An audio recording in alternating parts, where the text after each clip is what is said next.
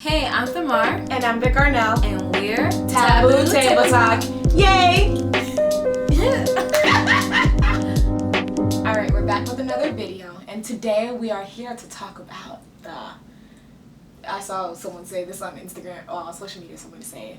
The love child of racism, colorism. Not the love child. The love child. But I think, it's comes, the root of it comes from racism. So I think it's fair.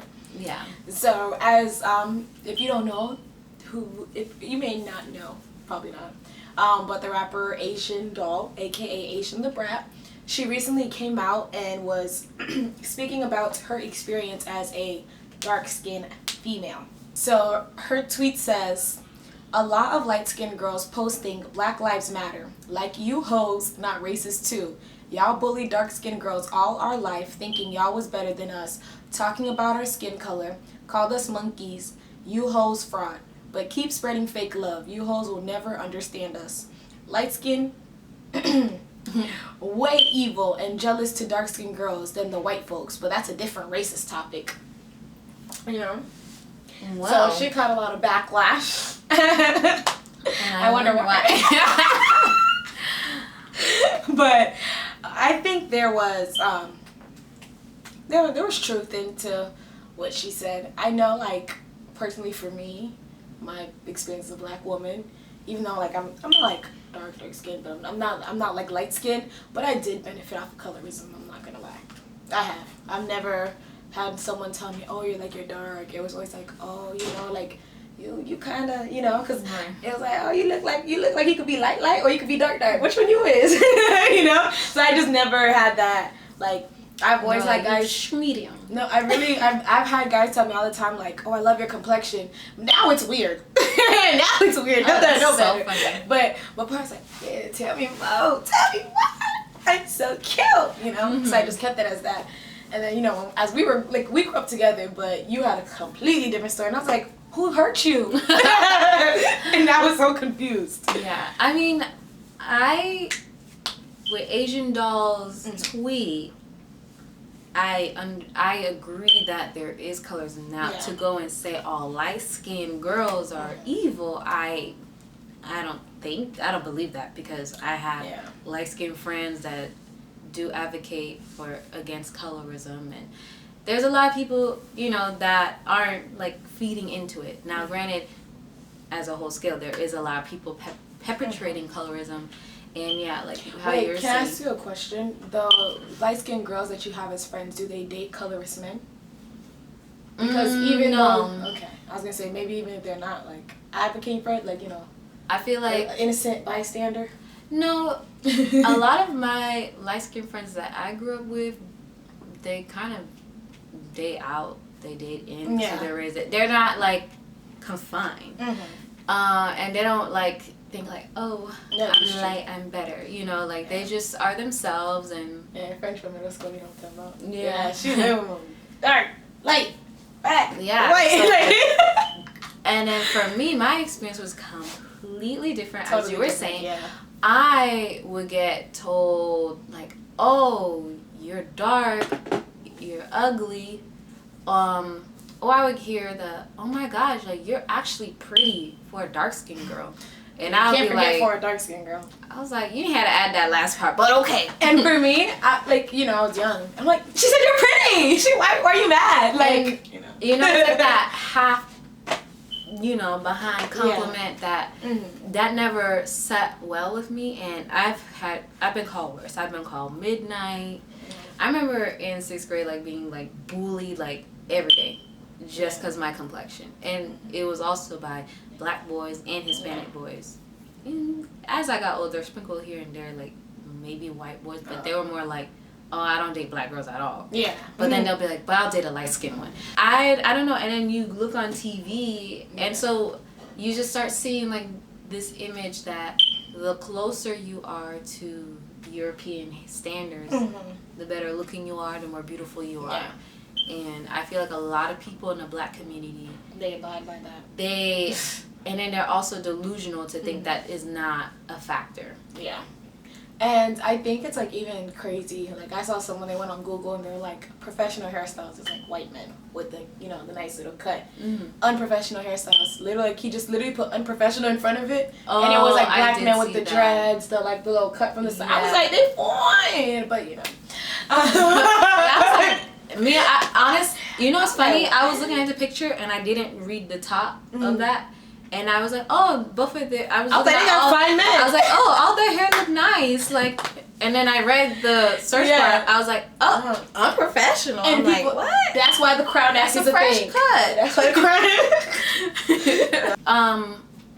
For what... If you guys don't know what colorism is, and you've been living under a rock, because it's just been a hot topic within the black community. Well, within black women community. On social media. Our black kings ain't there yet. Most, but some are still there.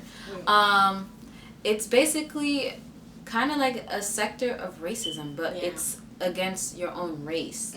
And I know some white people might be like, ain't that still racism? It is, but like colorism is different in a sense. It's more like the shade of skin tone. And people are like, where did that start from? You know, that one drop rule. One drop, the brown paper bag. And that stems from, like, the lighter you are, the more acceptable you are in society, and the darker you are, it's like, you're one of them Negroes that you gotta just go. You look a little slavey. Like, that's literally what it basically is. And so that is how it is. And you see all throughout media, like, people... You just see them elevate more lighter. Like, even when Matthew Knowles came out, he was like, no, I know my daughter profited off of colorism. You know, like, because some people got mad at him for saying that too.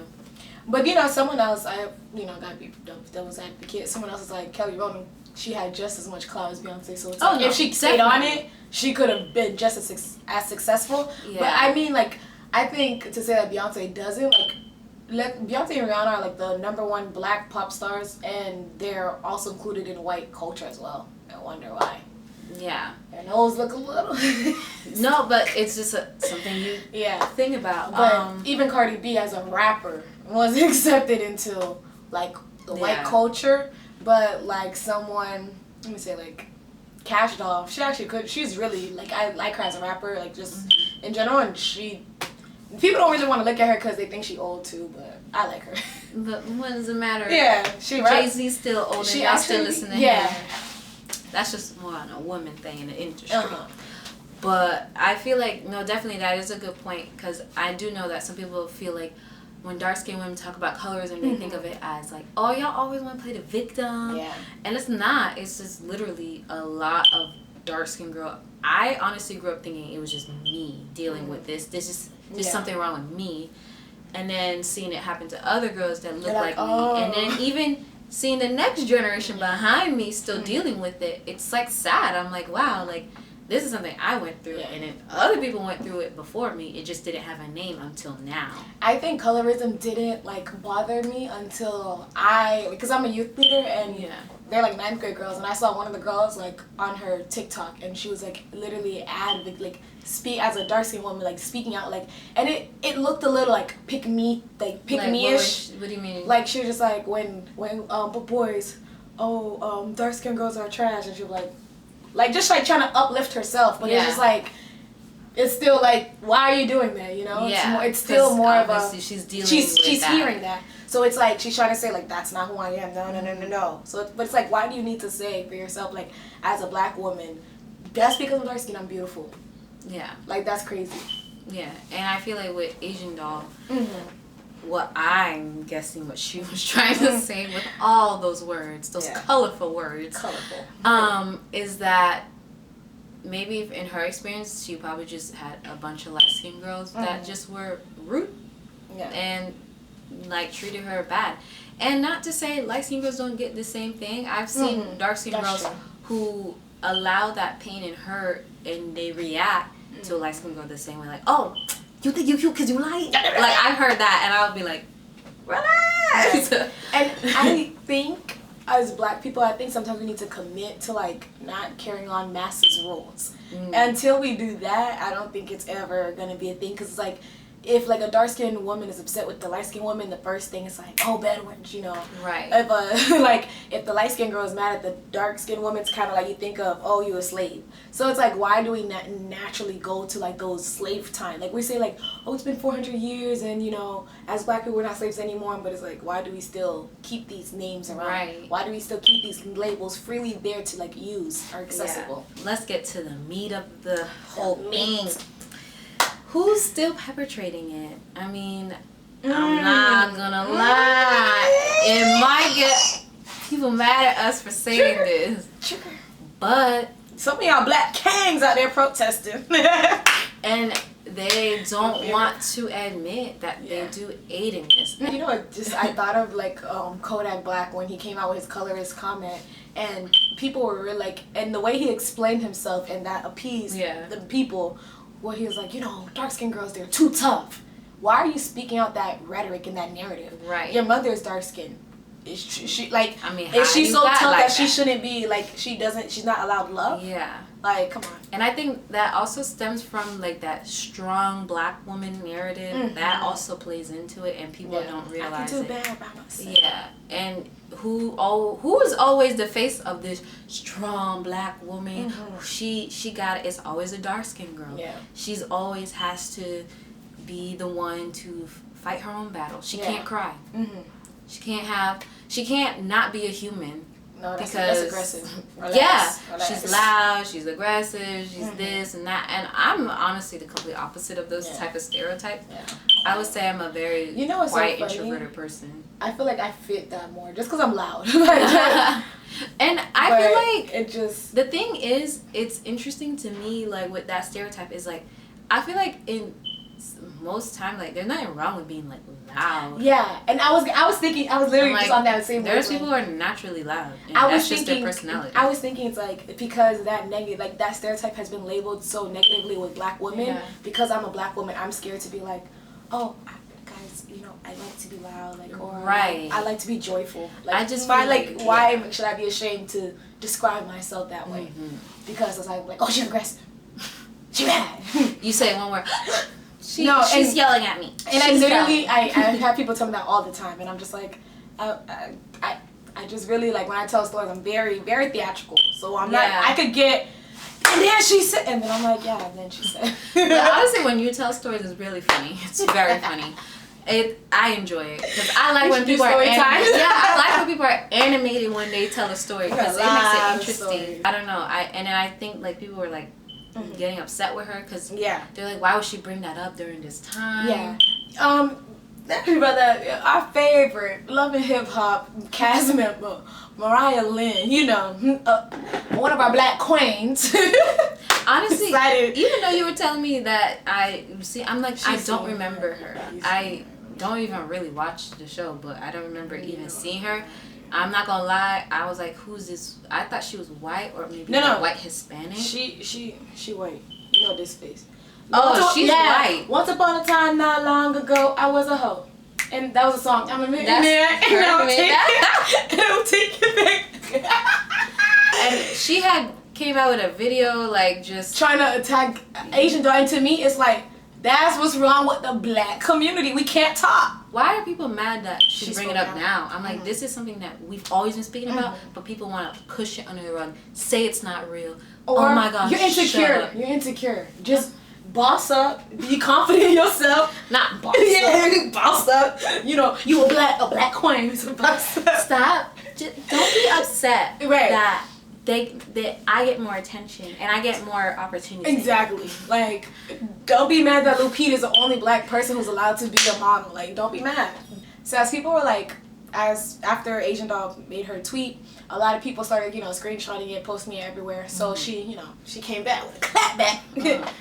So she said, for everybody who's mad about me speaking on being a colorist is weird. I'm speaking on this for all the black girls who experience this stuff. Not you selfish ABs who think the world revolves around them. This topic is 10,000% true, and I'm tired of coming across videos online of little girls crying because they get bullied at school. If you're not the bully, then I think she meant then. If you're not the bully, then shut the hell up.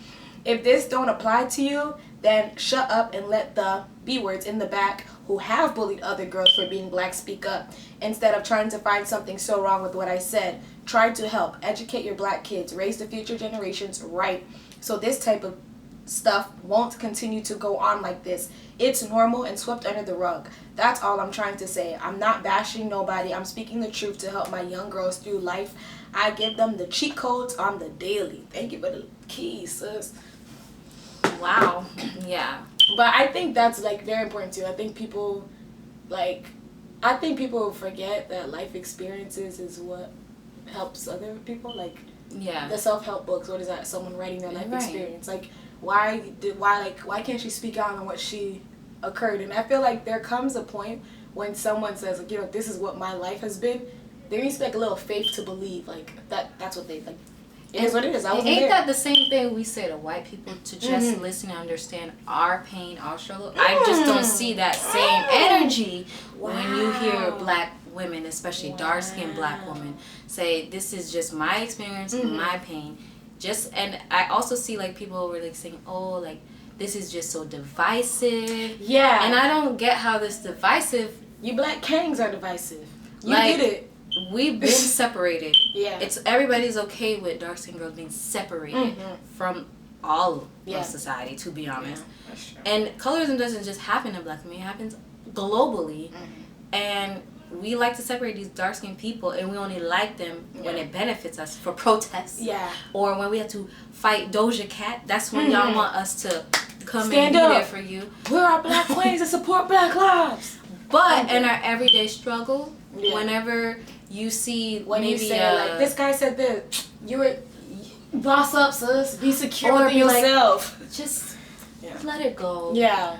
And you know, there's no allies really. There are some, but it's not everybody. Yeah. Is there? And then to I feel help like dark-skinned black girls. At the same time, it's like the move right now to help dark-skinned black girls. So it's like, I don't really care that you're like your plight right now. Show me what you're gonna do after. Like, I told you, so what are you gonna do now?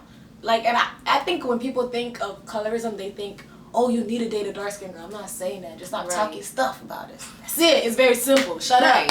All in all, no, we are not anti-black men. No, we're not anti-light-skinned women. We are for everybody in the black community. It's just, I feel like Asian Doll was just shining another light in another issue. And I feel like there's nothing wrong with her speaking about it, because this is something that has always been spoken about, just nobody cares to listen. And I sound like why not knock two birds with one stone? And right. So, but I think the reason why they don't want to knock two birds with one stone is because the demon is in-house. Yeah. The demon's not out-house. Yeah. So. But I feel like if we want to heal the black community, this needs to be addressed. Colorism needs to be addressed. Colorism needs to be dealt with. If we're going to say, like, you know, all this stuff comes from slavery and slavery is the cause of it, so let's talk about each aspect of how slavery has affected us till this day. Police brutality, colorism, the European standard of beauty. I could go on, but all in all, I think that it's okay for her to speak out, and I think black people should allow other black people to speak out on their plights. In the same way that, like you were saying, that we want to be heard by our allies and our white folks, we should be heard within ourselves as well. And let's not call each other names from slave times. Yeah.